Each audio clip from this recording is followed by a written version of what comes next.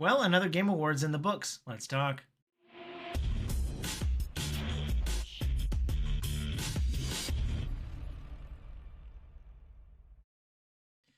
What up, viewers? What up, what up? Calc Soups here, and today is Friday, December 13th, and that means it's time for a quick recap of the week in video game news. I was excited to be in attendance at this Game Awards last night, and yeah, I'm excited to talk about it. I didn't know going in, or I hadn't counted on my fingers and toes, that this was the 10th anniversary of the Game Awards. Started back in 2014, so yeah, that was another big portion of excitement around that. And that leads to the awards. They gave out a lot of awards last night at the Game Awards, and I don't think a lot of people had Astrobot at the top of their list, but the jury had selected the Astrobot as the big winner last year or last night. It also not only did it win the biggest award, but it also won the most awards. It got 4 awards, including family title, an action adventure game, I think, and one other that I'm forgetting right now.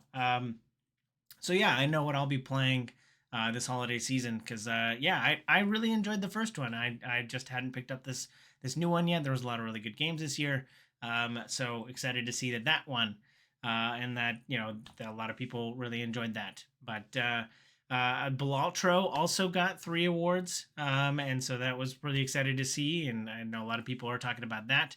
My Game of the Year nominee was Metaphor, and so that also won 3 awards, including narrative and I think art direction as well. Black Myth Wukong and Helldivers both had 2 awards each. Black Myth winning, I think, action game, and Helldivers winning like community support and multiplayer game.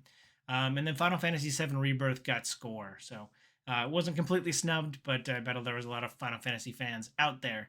I was excited to see. I thought it was a little contentious to put Shadow of the Erdtree on the list, but I was excited to see that that did not win Game of the Year, even though I had a sinking feeling that it could.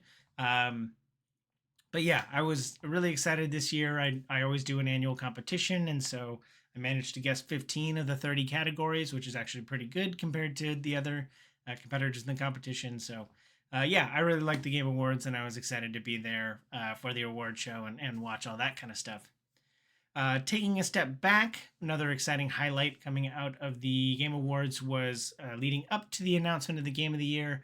Sven Vinke, the CEO of Larian, the developer of Baldur's Gate 3, last year's winner of Game of the Year, he gave like a really good 2-minute speech talking about the formula for how to win Game of the Year, and it was really well done and said, and something I can't probably repeat too well, but he talked about this isn't a game. These games aren't the ones that are built for brands. It's built by people who want to play a game that doesn't already exist, and they build it for themselves.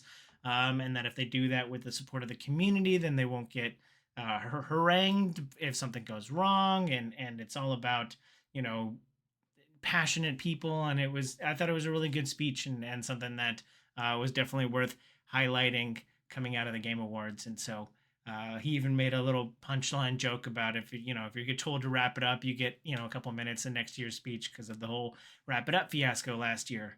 But yeah, I thought it was awesome, and I really think it's worth a watch for just 3 minutes of him telling it how it is and what it takes to be a Game of the Year. So really like that one.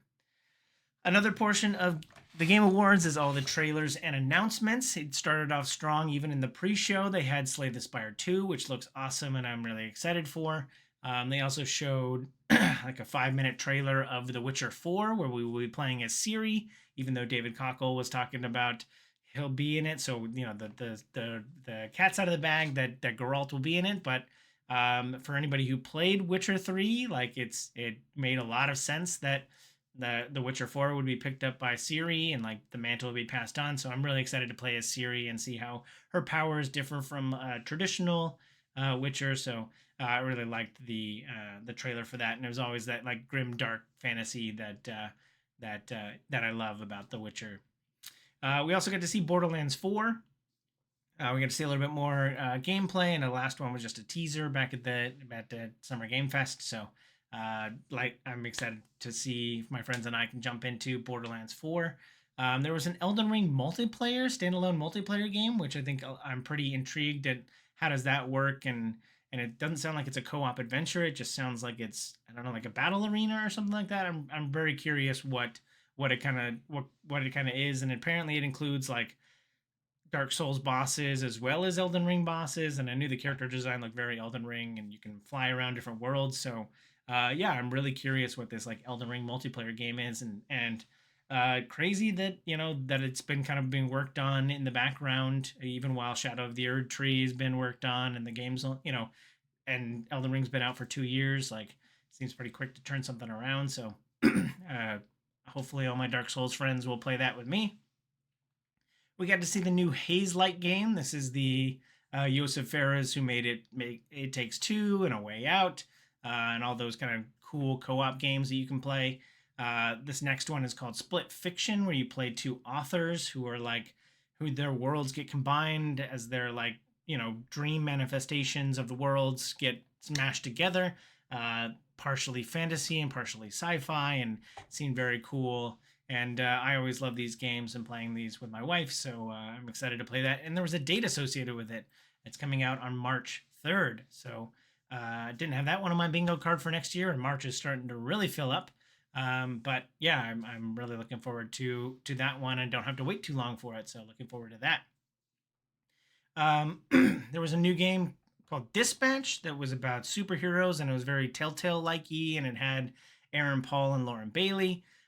So yeah, a lot of really cool voice actors behind it, and I'm a sucker for any like Telltale-like games. This isn't actually from the studio of Telltale. Sounds like it's some ex Telltale devs. I did a little bit of research in the background, but yeah, it looked good, and looking forward to Dispatch. Outer Wilds 2 sounds like it's going to come out next year, which means that we're getting two Microsoft RPGs. We're getting Outer Wilds 2 as well as Avowed next year, which wasn't actually at the Game Awards, but something I thought that was pretty cool. There was Stage Fright, which is another like co-op adventure, but it's from the studio of Overcooked. And as someone who played a lot of Overcooked in my time, I'm looking forward to another co-op game to play. And then the two big ones that kind of rounded out the show were Okami 2. There was a sequel to Okami coming out, which had Jeff Keighley choking up at the time. And a new Naughty Dog IP and game and universe called Intergalactic, which looked pretty badass. And other than the like weird product placements, which seemed a little bit weird in a video game trailer, yeah, it looked like we don't know much about it. All we got was the 4 or 5 minute cinematic, but a new Naughty Dog venture sounds really cool. So yeah, and that kind of rounded out the show, and there was a lot more stuff, but those are all the things that kind of caught my eye that I wanted to take some time to point at. But if you feel like there was anything I should be keeping my eye on, let me know down below. Another cool highlight during the show was a new kind of game changer award. This is like a big award for someone who's made a big influence on the games industry. And that one went to Amir Satvat, which, as someone who lost their job in the games industry in 2023 and used the industry tools that were out there to kind of look for jobs. It's not ultimately how I found my current job, but as someone who used their tool, Amir Satvat's tools to like try and find jobs within the games industry, and built it purely out of the passion for the games industry. And if you've seen the Excel spreadsheet, you know what I'm talking about. That has just all of the games industry jobs that are posted out there. And apparently there's bigger resources like career counseling, and you can get all pro bono scheduling of how to career advancements and tools and all this kind of stuff. It was really awesome to see, and it's kind of the it's kind of the other end of the spectrum of like there've been so many layoffs in the games industry that someone making such a big impact on like trying to keep those people in the games industry was really cool, and was really excited to see. And yeah, it there wasn't a dry eye in the house when he was kind of telling his impassioned speech, and it affected me directly. So it was quite cool to see. So I'm excited about that. Moving right along before I get choked up. The before even winning multiple game awards last night, the Balaltro creator was interviewed at GQ, and saying that they would rather not have made Balaltro, that like they're kind of hating their success, which I mean, I guess I like psychologically understand, like, now you're kind of thrust into, a side project gets turned into this like big thing that kind of encompasses your whole life. And I can understand that, but also you sound like someone who's complaining that there's, I can't believe there's so much of this gold around. I'm tired of having so much gold. Like, no pun intended, but it really feels like he's slapping the hands of fate, who've dealt him a really great hand. Again, more puns unintended, but yeah, I thought this was, I didn't care for it, and it's so many people strive to hit the success that this person hit on accident, and the fact that they're kind of bemoaning it now feels, a little lame. But and that was even before they won 3 game awards and were nominated for Game of the Year. Like, yeah, it's crazy how big it is, and how many people I was talking to last night that were just like all about Balaltro, and I haven't even picked it up yet, but I might pick it up on mobile now that it's on the phones. But yeah, I guess they're gonna eat. They're gonna be couldn't even be there last night to accept their award. They hate the limelight so much, but yeah, it's pretty crazy to kind of be this big and so bashful. Yeah, I can't quite wrap my head around it. The effects of the Power World Pokemon legal dispute are kind of starting to be seen. There was a recent update on Power World that no longer has you summoning your pals. Are they like, is Power World? Do you have pals? Is that what they are? I don't even remember what the Pokemon-like creatures are called in Power World. But you no longer summon them by like throwing a Pokeball and having them pop out of that. So apparently, you just press a button and they will be summoned to you, and it's no longer Pokeball-esque when you kind of throw it out there. So apparently they can still like throw and maybe capture, but they can just summon the pals now. So uh, something's moving there, and it's probably a drop in the bucket as far as like legal fees and how much money Power World make. But it was, but starting to see the effects of it. So interesting stuff there. After being part of 2 uh, game award nominated video game adaptation shows, Eller Parnell is looking to no longer be in any more video game driven shows. She says that she's kind of avoiding being typecast as the like female protagonist and girl gamer. And I mean, there will be more Fallout, so she'll still be a major part of Fallout, I assume. But yeah, she doesn't want to be. She doesn't want to be typecast as the like female game protagonist character. So she also admits that she's not a gamer. So maybe there's a little bit of imposter syndrome there. But I enjoyed her in Fallout, and I haven't watched Arcane season 2 yet. But yeah, I think she does a great job, and I'm excited to see her in more stuff, even if it's not video game related.